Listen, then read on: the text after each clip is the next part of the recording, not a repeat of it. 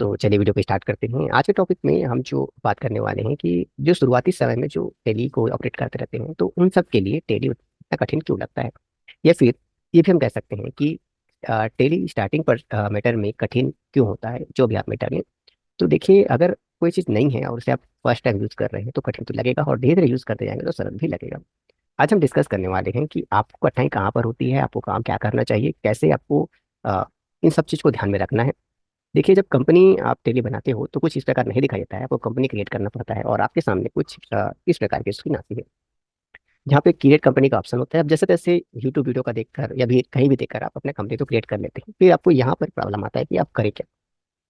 तो देखो, आपको कहीं पर कोई जाने की जरूरत नहीं है, आपको सिर्फ वाउचर में ही अपना ध्यान केंद्रित करना होगा। अगर आप टेली प्राइम चलाते हो तो आपको कहीं कुछ नहीं जाना है, सारा काम आपको वाउचर में टेली प्राइम निपटा देगा।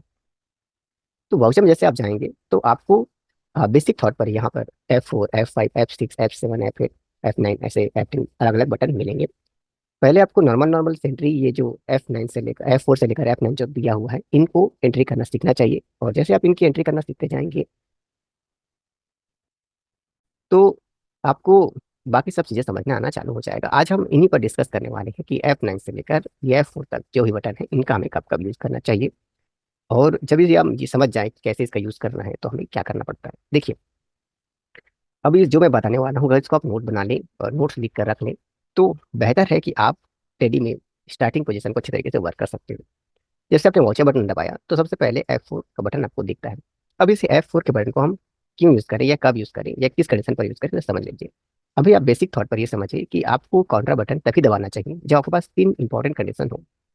कंडीशन नंबर वन, यदि अ, पैसा एक बैंक से निकल के दूसरे बैंक में जमा हो रहा हो, यानी कहने का मतलब है बैंक टू बैंक, यानी एक बैंक से पैसा निकाला और दूसरे बैंक में जमा किया। इसका मतलब है ये दोनों जो बैंक है वो आपके होने चाहिए। अपने एक बैंक से पैसा निकालिए और दूसरे बैंक में जमा कर दीजिए, और सरल शब्द में और कहें कि दोनों खाते, दोनों बैंक जो हैं वो कंपनी से कनेक्टेड होने चाहिए, यानी कंपनी का होना चाहिए। तो F4 का बटन आप पहली बार तब यूज करें जब एक बैंक से पैसा निकाल के दूसरे बैंक में जमा कर रहे हैं, यानी दोनों जो बैंक है आपका हो। आप अपने बैंक से किसी व्यक्ति को पैसा दे रहे हो तब काउंटर नहीं, अपने एक बैंक से पैसा निकाल के दूसरे बैंक में पैसा जमा कर रहे हो तो ये कंडीशन नंबर वन है। कंडीशन नंबर टू क्या कहता है कि जब कैश बैंक में जमा हो रहा हो, अब बिजनेस है, गले में पैसा आएगा ही आएगा, कैश के रूप में आएगा। आजकल तो ऑनलाइन जमाना है तो डायरेक्ट बैंक में चला जाता है, लेकिन कैश में भी तो आने वाला है। अब उस पैसे को आप बैंक में जमा कर रहे हो, मतलब काउंटर बटन। सिंपल सी बात है, काउंटर बटन। जब अपने पैसा आप बैंक में जमा करना चाहते हो, काउंटर बटन दबाइए और एंट्री करना चालू कर दीजिए। अब इस जो मैं बोल रहा हूँ उसकी एंट्री कैसे करेंगे, कुछ दिखाएंगे। तो आज हम सिर्फ डिस्कस करने वाले हैं, और इसके नेक्स्ट पार्ट में हम बात करेंगे कि कैसे इसकी एंट्री करोगे। तो पहले आप पूरे नोट्स तैयार कर लीजिए जो मैं बता रहा हूँ अच्छे तरीके से। काउंटर का पहला कंडीशन, एक बैंक से दूसरे में पैसा ट्रांसफर हो रहा है, यानी बैंक टू बैंक, और दोनों बैंक आपका होना चाहिए। कैश जमा रहा हो रहा हो बैंक में, काउंटर बटन। बैंक से पैसा निकाल रहे हो तो काउंटर बटन। अभी पैसा निकालने वाला कौन होना चाहिए? कंपनी का ऑनर होना चाहिए, यानी कंपनी का ही पैसा, कंपनी का जो पैसा है वो निकलना चाहिए। अब ये जो निकल रहा है पैसा, मान लीजिए किसी सप्लायर को आपने पैसा दे दिया, किसी व्यक्ति को पैसा दे दिया, ऐसा नहीं। ये पेमेंट करना हो गया। पैसा ऐसा निकालना होना चाहिए कि जो कंपनी का जो ऑनर है खासकर, वो पैसा निकाल रहा हो, जैसे एटीएम से निकाल रहा हो, कार्ड से निकाल रहा हो, और अपने लिए निकाल रहा हो। यानी जो जितने भी मैं तीन बातें कर रहा हूँ इसमें कंपनी का ऑनर यानी कंपनी का जो रिप्रेजेंट कर रहा है उसका इंपॉर्टेंट रोल है। और यहाँ पे जो पैसा है किसी तीसरे पर्सन के पास जाना नहीं है, मतलब आप और कंपनी के बीच ही ट्रांजेक्शन अगर हो रहा हो बैंक का, तभी आपको F4 बटन यूज करना चाहिए। यानी किसी भी कंडीशन में वो जो बैंक और आपके बीच ट्रांजेक्शन हो, और वो जो पैसा है तीसरे व्यक्ति को नहीं, आपके अकाउंट में होना चाहिए। जैसे कि आपने मेरे को पैसा ट्रांसफर कर दिया तो मैं अदर पर्सन हो गया, मेरे तो मेरी एंट्री काउंटर में नहीं होगी, लेकिन आप अगर पैसा निकालोगे अपनी कंपनी से तो एंट्री काउंटर करना चाहिए। तीन कंडीशन आपको मैंने बता दिया, फिर से बता देता हूँ। Bank to bank, cash to bank, और बैंक टू कैश। उसके बाद नेक्स्ट बटन है पेमेंट। तो यहाँ पे क्लियर है, यदि किसी व्यक्ति को पैसा ट्रांसफर हो रहा हो तो चाहे वो कैश के रूप में हो रहा हो, बैंक के रूप में हो रहा हो, किसी दूसरे पर्सन को पैसा देने की बात हो रही है तो पेमेंट बटन दबाइए और दूसरा दिमाग मत लगाइए। F6, F6 तभी आप यूज करिए जब पैसा आपकी कंपनी में आ रहा हो, चाहे कैश में आ रहा हो चाहे बैंक में आ रहा हो, किसी भी कंडीशन में आपको यूज करना होगा।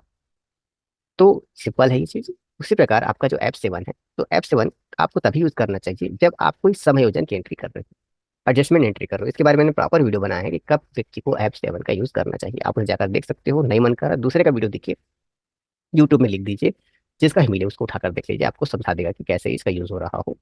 और जब आप वीडियो देखते हैं तो एक बात का विशेष ख्याल रखिएगा कि अगर वो रिजल्ट नहीं दिखाता ना, देखो कि एब्सेंट एंट्री करे हो गई, एंट्री दिखा रहा नहीं, अब उस एंट्री से रिजल्ट क्या जनरेट हुआ है वो नहीं दिखा रहा है, तो समझ जाओ वो गलत वीडियो है, बनाने वाला गलत है। आप हमारे तमाम वीडियो को उठाकर देख लीजिए, अगर हमने 1 रुपए की भी एंट्री की है तो उस रुपए का कहाँ इफेक्ट है वो भी दिखाया है। तो F1 की अगर एंट्री आप करना चाहते हो तो कोई वीडियो देख सकते हो, लेकिन वही वीडियो देखना इसमें रिजल्ट दिखा रहा हो। तो अब संयोजन किस प्रकार होता है, तो देखो इसमें बाई टू होता है और TR CR होता है। और जो बाई होता है हमेशा किसके लिए होता है, अब मैं यहाँ पे इंसर्ट करके दिखाया था। बाई हमेशा डेबिट के लिए होता है, टू क्रेडिट के लिए होता है। तो अगर कॉमर्स के आप नॉलेज रखते हो तो ही इसका आप अच्छे तरीके से यूज कर सकते हो, और नहीं भी रखते तो भी कोई दिक्कत नहीं, आप सिंपल तरीके से समझिए कि जब भी आप डेबिट तरफ कुछ लिखेंगे, कुछ एंट्री करेंगे, तो ये समझिए कि उस अकाउंट को पैसे जाने हैं और टू अकाउंट से पैसे कटने हैं। जैसे कि अगर एक ट्रांजेक्शन ये हो रहा हो कि आप एक व्यापारी है, जैसे आप किसी का पैसा किसी को दे रहे हो, मतलब उस व्यक्ति से आपका कोई लेना देना नहीं है, लेकिन आपका कोई व्यक्ति कहता है, पर्सन कहता है कि उस व्यक्ति को पैसा ट्रांसफर कर दो, मैं बाद में देता हूँ, और कंपनी का पैसा ट्रांसफर हो रहा है, तो आप इसका यूज कर सकते हो। इसमें पाने वाला को आपको डेबिट तरफ लिखना होगा, टू अपने अकाउंट को लेना पड़ेगा, पैसा आपसे कट रहा है। और इसके बारे में मैंने प्रॉपर वीडियो बनाए हुए है, और एग्जाम्पल में मुकेश अंबानी और अनिल अंबानी का भी लिया हुआ है, आप चैनल पर है, उसको आप देख सकते हो कि कैसे इस अमेजन का मैंने यूज किया हुआ है। और अगर आपको दिमाग में नहीं आता तो फिलहाल आपको ऑप्शन में एंट्री मत करिए, क्योंकि आपके बहुत सारी एंट्री सब इसी में निपट जाएंगी। जब आप सीख जाएंगे तब आपको समझ में आएगा कि ऑप्शन की एंट्री कैसे यूज करनी है। उसी प्रकार आपका जो F8 है वो सेल्स के लिए है, और F9 जो है वो परचेस के लिए है। तो अगर यहाँ पर ये मैटर भी आता है कि अगर नगद खरीदी हो रही है, उधारी खरीदी हो रही है, तो इसके लिए भी हमने प्रॉपर वीडियो बनाया है, और नेक्स्ट पार्ट में हम इसी चीज़ पर डिस्कस करने वाले हैं, जो आज हम बताने वाले हैं कि कैसे काउंटर है, कैसे पेमेंट है, कैसे रिसिप्ट है, कैसे क्या चीज़ है। अभी हम एक कॉन्सेप्ट बना रहे हैं, और इस चीज़ का अगर आपने नोट बना कर रख लिया है तो नेक्स्ट जो हम वीडियो बताने वाले हैं, जो बनाने वाले हैं, उसमें आपको बेहतर तरीके से समझ में आएगा कि क्या दिक्कत आती है। तो अगर आप ये सब चीज़ समझ जाएंगे कब हमें क्या क्या बटन दबाना है, तो फिर आपके पास समस्या नंबर अगला आने वाला है। अब जैसे आपने एग्जांपल के लिए परचेस का बटन है, जैसे आपने देखा कि इनवाइस नंबर हमने डाल दिया, डेट डाल दिया, तो यहाँ पर आप पार्टी अकाउंट क्या ले। तो बिल में देखिए क्या नाम लिखा है, जिसका नाम लिखा है वो लीजिए, और यहाँ पे क्रेडिट दिया है, ये आपको क्रेडिट दिख रहा होगा, आप इंटर कर दीजिए। जैसे इंटर करोगे तो ये चीज़ खुलेगा, और आप उस कंपनी का नाम लिख दोगे, उस व्यक्ति का नाम लिख दोगे, और यहाँ पर आने वाला है नेक्स्ट मैटर, नेक्स्ट प्रॉब्लम। तो फर्स्ट प्रॉब्लम क्या है जो नए सीखने वाले हैं उन लोगों के लिए, कि कौन सा बटन कब यूज करना है। फिर आपको ध्यान देना होगा उस मैटर में F4 से लेकर F9 तक को। और जब ये आप सीख जाएंगे तो आपको ध्यान देना होगा कि ये जो मैटर है अंडर में हमें क्या लेना होगा। अब इसके लिए मैं एक सिंपल सा प्रैक्टिस करके सिर्फ कराता हूँ। जैसे कि अपने अपने अगर नोट्स बना रहे होंगे तो हाथ में पेन तो रखे होंगे। अब उस पेन में देखिए कि वो कौन सी कंपनी का पेन है, और अपने आप को जवाब दीजिए। दूसरे को देने की जरूरत नहीं है, कि आप देखिए कि वो कौन सी कंपनी का, आपका दिमाग पढ़ के बता देगा कि हाँ ये इस कंपनी का है।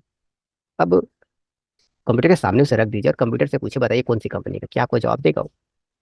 आजकल गूगल को भी उस पर फोटो क्लिक करके दिखाओगे तब दिखाएगा ना, फोटो पहले क्लिक करके उसको सेंड करोगे, स्कैन करेगा, फिर बताएगा कौन सी कंपनी क्या चीज़।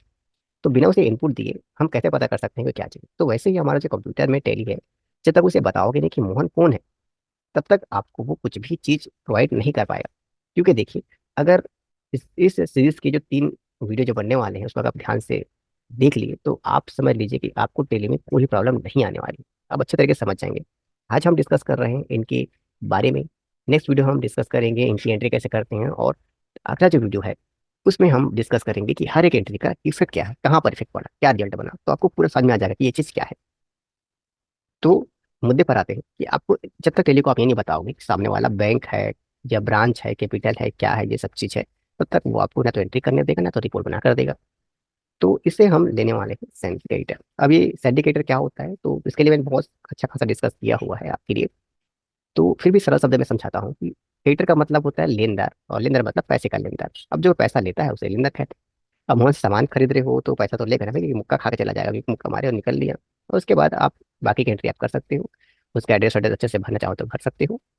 और अगर आप नए हो तो इस रेफरेंस नंबर के भरने की कोई जरूरत नहीं है, धीरे धीरे आप सब सीख जाओगे, हमारे चैनल पर विजिट करते रहें, आप हर चीज़ सीख जाएंगे। ये करके आगे बढ़ जाइए। अब पार्ट परचेज लेटर पूछा जाएगा तो वही सब प्रॉब्लम आएगा, यहाँ पर कुछ दिखाएगा नहीं, आपको क्रेडिट में जाना होगा। जो आप परचेस कर रहे हो वो परचेस को आपको लिखना होगा, चाहे वो टीवी है, कूलर है, क्या है, जो भी आप लिखना चाहो लिख सकते हो। और यहाँ पर उसको आप परचेस अकाउंट दे दीजिए। बस सबकी समस्या यही रहेगी कि अंडर में क्या लेना है, तो इसका भी हमें सोल्यूशन दिया हुआ है, हमारे चैनल पर अपलोड है कि कब कौन सा लेजर लें, उसको भी जाकर आप देख सकते हो। गूगल में आकर देख सकते हो, यूट्यूब में आकर देख सकते हो, जिसका मन आपको अच्छा लगता है उसको उठाकर आप देख लीजिएगा, और जो आंसर दे दे। इसके बाद आपको सारे स्टॉक को लेना पड़ेगा। देखो मैं एंट्री करा रहा हूँ यहाँ भी, तो बहुत लोगों को लगेगा कि यार ये बहुत कठिन है, लेकिन ये 1-2 बार एंट्री करेंगे तो हो जाता है। अब जो सामान खरीद रहे हैं वो डाल दीजिए। अब अंडर में राइस डाल दीजिए, राइस क्योंकि अब वो ऑयल रहता है तो ऑयल देते हैं, टूथपेस्ट है, टूथपेस्ट जो ग्रुप में आएगा उसी ग्रुप में डालेंगे। अब इस ग्रुप को कैसे हमने बनाया, तो ऐसे बनाया, सिंपल है। बस एक दोबारा आपको एंट्री करने की जरूरत है, अंडर में हमेशा प्राइमरी रखिए। उसके बाद सामान को हमने केजी में बनाया है, तो आप ये कैसे केजी बनाया है देख लीजिए आपके सामने। ये सब कैसे आया, जब भी बनाओगे तो ऊपर में क्रिएट का ऑप्शन आते रहेगा, जब भी कुछ लोगे क्रिएट का ऑप्शन आते रहेगा, जाओ बनाओ जाओ बनाओ, धीरे धीरे सब सीख जाओगे। प्राइस, अब ऐसा करके एंट्री कर दीजिए। अब जितनी क्वांटिटी में सामान खरीदे हैं, जितने रेट में सामान खरीदे हैं, कर दीजिए save save save save save. अब इसका फायदा क्या है कि आप जब नेक्स्ट एंट्री करोगे ना, तो बस ये आप सेलेक्ट करो, ये सेलेक्ट बस करते जाओ, वो सब ले लेगा ये ऑटोमेटिक, फटाफट फटाफट। बस आपको अमाउंट डालना है, कितना लेना है, क्या लेना है, वो देखो काम आसान हो। बस एक टाइम को मेहनत करनी पड़ेगी कि आपको बस कॉन्सेप्ट को समझना होगा, चाहे मैं परचेस के लिए बता रहा हूँ या काउंटर के लिए या पेमेंट या रिसीट, हर चीज़ के लिए जिसके लिए डिस्कस में कर रहा हूँ। तो सभी के लिए फर्स्ट टाइम बनाना पड़ेगा। अगर कोई नया डीलर है तो फर्स्ट टाइम बनाना पड़ेगा। एक बार आपने जब बना लिया तो सेकंड टाइम को जरूरत नहीं पड़ेगी, खासकर स्टॉक के लिए। अपने कंपनी में सारे स्टॉक बना लीजिए, फिर बस आपको सेलेक्ट बस करना है, बस टाइप किए सेलेक्ट किए और बस काम हो गया। बस आपको ये जो पार्टी नेम बदलेगा, ये परचेस लेयर बदलेगा, सेल्स का बदलेगा, सब चीज़ अलग अलग, जो भी आप पहुंचा देना चाहोगे सब जगह ये अलग अलग बदलेगा। बस आपको बस ध्यान में रखना है कि कब कब कैसे यूज़ करना है। तो फिलहाल इस वीडियो से हमने क्या समझा कि मैंने जो आपको कॉन्सेप्ट समझाया है उसको समरी दे देता हूँ। काउंटर बटन तभी यूज़ करना जब तीन कंडीशन हो, bank to bank, cash to bank और last bank to cash. Payment तभी यूज़ करना जब बैंक से पैसा जा रहा हो, यानी आपकी कंपनी से पैसा कट रहा हो कैश के रूप में या बैंक अकाउंट के रूप में। कंपनी में पैसा कहीं से भी आ रहा हो, आपके बैंक अकाउंट में आ रहा हो, कैश के रूप में आ रहा हो, बस। F7 तभी यूज़ करो जब समायोजन की एंट्री करनी हो।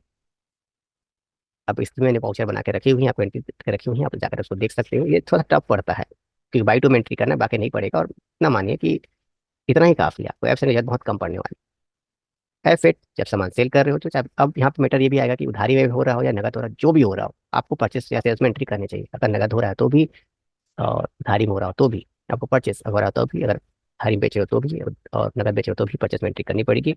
और नेक्स्ट है कि अगर उधारी में खरीद रहे हो तब भी, या उधारी में बेच रहे हो तब भी, या नगद बेच रहे हो तब भी आपको परचेस में एंट्री करनी चाहिए, सेल्स में एंट्री करनी चाहिए, किसी भी कंडीशन में आपको एंट्री करनी चाहिए। तो मैं ऐसा क्यों कर रहा हूँ क्योंकि इसका रिपोर्ट आपको समझा देगा कि ये सब क्या होता है।